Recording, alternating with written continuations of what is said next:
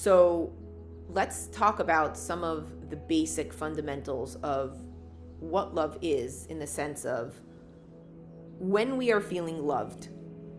There's a few things that actually correlate to that are indications that we are in that frequency. And that is that when we're feeling loved, we are feeling connected, right? So that is a really, really important thing to pay attention to, is that when we are feeling loved, we are feeling connected.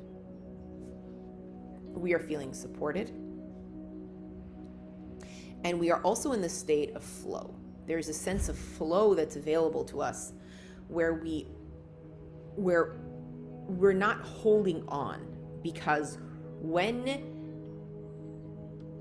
we are in an unhealthy space, there is this relationship with attachment. When we're in the state of flow, it's this conscious state where things are allowed to just move through us. We experience things as they are. We don't try to alter them to what we need, but we just experience it for what it actually is. So there's really there's two components to that love in itself. Is obviously there are the things that each of us are personally attracted to, and that goes back to, what does love mean to you, right?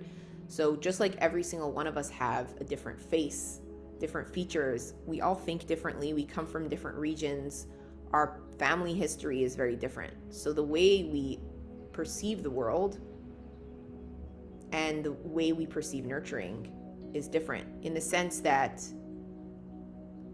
we will connect to certain things.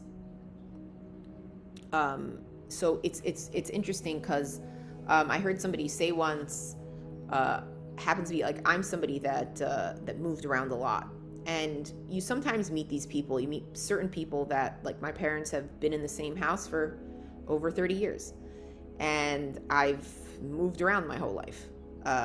And they were saying, like, the influence of, like, let's say with Noah, right, from last week's parsha. He says that, like, some people just within their genetic makeup and their exploration in this world, there's just a lot of movement, right? And some people are just more still. There's more stillness and groundedness. And we have some people have more fire in them, and some people that have more air, right? In the sense of our personality differences and what our life's mission is different. So it's really important to acknowledge these things, because you will connect. You will naturally connect to what is relatable to you, right?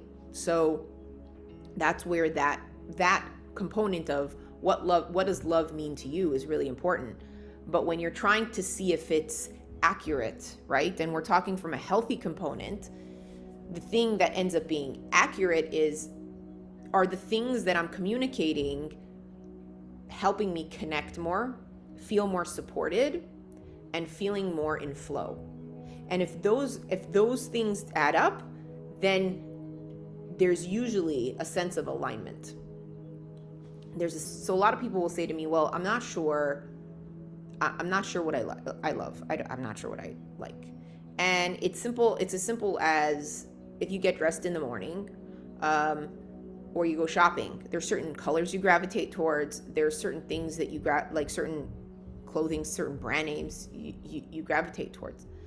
And those decisions are coming from a place where you're taking accountability for the things that you like. So, for example, if I prioritize comfort, right? So if I'm like, for me, comfortable clothing is important, that's a priority, because then feeling comfortable makes me feel more connected to myself, right? And when I'm connected, I feel more in flow, and I feel supported by my comfortable clothing, right? So that it all adds up like that. So that on the other end of that, right? So you have what it is that you like, but then on the other end, it's taking that accountability for the things that you like. Because for a lot of people, we don't make those decisions and saying, I'm going to take accountability for liking these things. we almost go into a space where we either apologize for it, or we feel like there's shame around the things we gravitate towards. But when we know that it's within our nature, right, then we're able to really build on the sense of value, right, and respect for ourselves, which deepens our connection with others. So when we want to get to it, so like turns into certain things will turn into love, in the sense of, if when we're talking about a state of flow, right, because that's really what we're talking about within ourselves, when we're able to have compassion for other people, when we're able to really have this non-attachment, right, this non-attachment experience, it all comes from a place of we're able to value ourselves first.